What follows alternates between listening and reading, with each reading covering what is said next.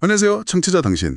오늘 저희는 과학 소통의 본질이라는 글, 그중 한 부분을 좀 깊게 파보려고 합니다.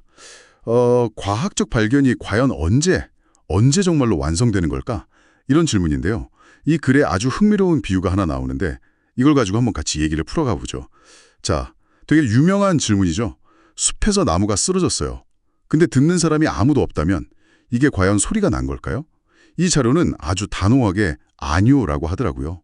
그러니까 단순히 공기의 압력 변화, 그것만으로는 소리가 아니다. 뭐 이런 얘기죠. 듣는 귀가 있어야만 비로소 소리가 된다. 이거 상당히 흥미로운데요? 네, 맞아요. 그 비유가 사실 과학 커뮤니케이션의 어떤 핵심을 정확하게 짚어내는 것 같아요. 자료에서도 설명하듯이 과학적 발견이라는 것도 결국엔 이 소통 과정이 없으면 미완성이라는 거거든요. 발표된 논문이라든지 뭐 데이터 같은 것들, 이게 일종의 신호나 압력파일 수는 있는데 중요한 건 그게 수신되고 또 결정적으로 이해가 되어야만 진짜 의미를 갖는다는 거죠. 그냥 일방적으로 던지는 게 아니라 서로 작용이 필요하다는 겁니다. 아, 그렇군요. 그럼 이 자료는 거의 과학 활동의 그 정의 자체에 좀 도전을 하는 셈이네요. 실험 결과를 그냥 발표했다. 이걸로 끝이 아니고 그게 누군가에게 가닿아서 이해될 때까지는 그 과정이 끝난 게 아니다. 이런 말이니까요. 와, 이거 정말 중요한 지적인데요. 아무도 없는 숲속에서 쓰러진 나무나 마찬가지인 거죠. 자료는 이런 상황을 압력파만 발생했을 뿐이라고 표현해요. 그리고 안타깝게도 굉장히 많은 과학적 노력들이 실제로 이런 식으로 소리 없이 그냥 사라지고 있다. 이렇게 지적을 하거든요.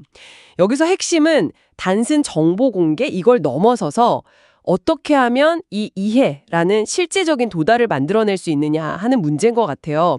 어쩌면 우리가 그냥 과학의 성과라고 부르는 것들 중에 상당수가 실제로 아무에게도 가닿지 못한 압력파일지도 모른다. 뭐 이런 생각까지 하게 만들죠. 자, 그럼 이게 청취자 당신에게는 어떤 의미가 있을까요? 우리가 정보를 접할 때 그냥 있구나 이걸 넘어서서 그 의미를 좀 파악하려고 하는 그런 능동적인 자세, 이게 왜 중요한가 싶기도 하고요. 또 반대로 정보를 전달하는 입장에 있는 사람이라면 이걸 명확하게 전달하고 또 이해를 도울 책임이 얼마 큰가 이런 생각도 들고요. 그렇죠. 더 큰 그림에서 보면 이건 우리가 과학에서 과연 무엇을 중요하게 볼 거냐 하는 근본적인 질문을 던지는 것 같아요. 단순히 논문이 몇 편 출판되었나, 그러니까 얼마나 많은 압력파를 만들어냈나 이것만 볼 거냐.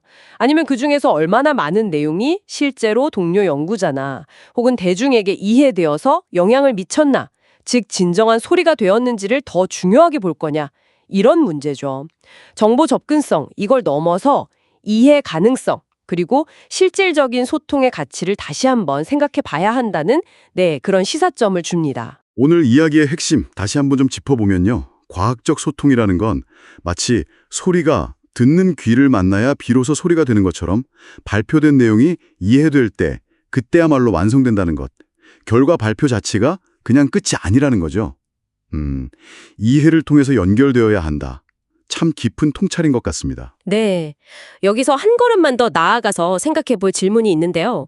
만약에 이해라는 것이 과학적 과정을 완성시키는 데 정말 필수적인 요소라면 이게 단순히 과학자들의 소통 노력? 여기에만 달린 문제일까요?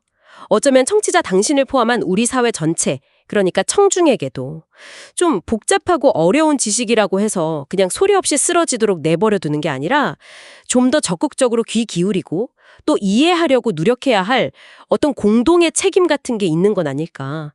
과학 지식의 어떤 생산과 소비, 이 생태계 전체에 대해서 다시 한번 고민해 볼 지점이 아닌가 싶습니다.